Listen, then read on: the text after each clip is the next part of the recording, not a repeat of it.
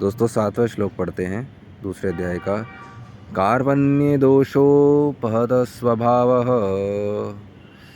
कार्पण्यदोषोपहत स्वभावः पृच्छामि त्वां धर्मसमूढचेतः यच्छ्रेयस्यानिश्चितं ब्रूहि तन्मे शिष्यस्तेऽहं शाधिमान् त्वां प्रपन्नम्। फिर से पढ़ते हैं। कार्पण्यदोषोपहत स्वभावः पृच्छामि त्वां धर्मसम्मूढचेतः यच्छ्रेयस्यानिश्चितं ब्रूहि तन्मे शिष्यस्तेऽहं शाधिमान् त्वां प्रपन्नम्। इसका अर्थ है, अब मैं अपनी कर्पण दुर्बलता के कारण अपना कर्तव्य भूल गया हूँ और सारा धैर्य खो चुका हूँ। ऐसी अवस्था में मैं आपसे पूछ रहा हूँ कि जो मेरे लिए श्रेष्ठकर हो उसे निश्चित रूप से बताएं। अब मैं आपका शिष्य हूँ और शरणागत हूँ, कृपया मुझे उपदेश दें। तो दोस्तों, जीवन में हम लोगों के भी हमने भी ये एहसास किया होगा कि कई बार बस हमारा मन एकदम फट जाता है ना, हमें कुछ सूझता ही नहीं है। हमारे शरीर की जो एनर्जी है वो इतनी अव्यवस्थित हो जाती है कि हमें कुछ सूझता ही नहीं, कि बस हम सोचते हैं कि कोई यार बता दे हमें जीवन में क्या करना है।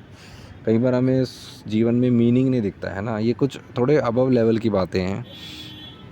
तो इसमें अगर आप देखा जाए तो फिर से अगर हम देखें तो अर्जुन ये कह रहा है कि मैं अपनी दुर्बलता के कारण मैं अपना भूल ही चुका, मतलब मेरी बुद्धि भ्रष्ट हो चुकी है। मैं अपना कर्तव्य, अपना धर्म भूल चुका हूँ। ऐसा तो देखिए हम सभी लोग, हमारे अंदर हो चुका है। हम अपना धर्म भूल चुके हैं ना। अब कुछ भी कारण हो सकता है। तो इस टाइम पे हम देखें तो मोह, अटैचमेंट उसको इतनी हो गई है कि वो अपना धर्म ही भूल चुका है और इतना उसने सोच लिया है। ओवर थिंकिंग इसमें दिख रही है साफ तौर पे कि हमारा माइंड कितना कई बार ओवर थिंक कर लेता है।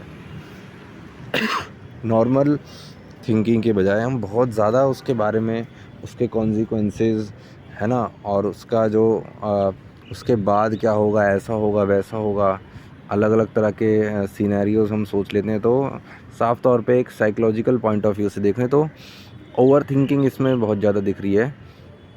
प्लस में और इसमें एक बिल्कुल चरम दिख रहा है ओवर थिंकिंग के बाद, जो हम सब ने फील किया हुआ है कि हम भी हमारा माइंड एकदम ब्लैंक हो जाता है कि हमें समझ नहीं आता क्या करें। वो तो ये है कि हमारा रूटीन बना हुआ है, हर दिन हम उस रूटीन पे चलते रहते हैं, लेकिन अंदर के तौर पे देखें तो हमें समझ नहीं आता कि हम क्या करें, है ना। हम अपना धैर्य खो देते हैं ना, हमारी पेशेंस खो जाती है। और ऐसी अवस्था में फिर हम सोचते हैं कि हमें यार कोई गाइड कर दे, है ना। जैसे आजकल सभी मोस्टली ऐसा हो गया कि हमें बहुत गाइडेंस की ज़रूरत पड़ रही है, जो कि है भी, अच्छे गाइड्स की हमें ज़रूरत है।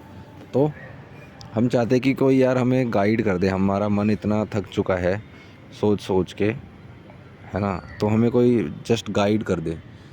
और इस टाइम पे अगर हम इसके एंड में देखें श्लोक में, तो अर्जुन उसका मन इतना थक चुका है और वो शरणागत वाली स्टेट में आ गया कि बस प्रभु आप हम मुझे बस जो कहेंगे मैं कर लूँगा। मैं एकदम सोच सोच के मतलब मैं इतना सोच लिया है, मैं बिल्कुल टूट चुका हूँ मन से और मैं आपकी शरण में आ चुका हूँ। क्योंकि अब इसमें एक और चीज़ दिखती है कि कृष्ण जी के लिए उनका अच्छा भाव है, और कहीं ना कहीं अर्जुन भी जानते हैं कि उनको धर्म तो वैसे पता है अपना, कि वो अपने धर्म के लिए लड़ रहे हैं, और ये जो उनकी धर्म की लड़ाई है वो धर्म के पक्ष में है। अधर्म को, जैसे जो युधिष्ठिर को मारना ही उनका धर्म है, क्योंकि युधिष्ठिर अधर्मी है ना। तो उनको कहीं ना कहीं सबकॉन्शियसली तो पता है,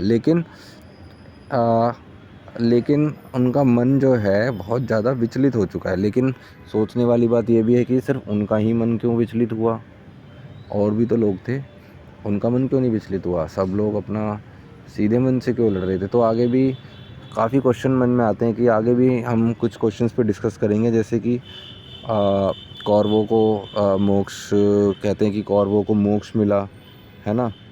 बेशक जो पांडव थे वो उनको स्वर्ग प्राप्त हुआ, लेकिन जो मोक्ष है वो कौरवों को मिला था।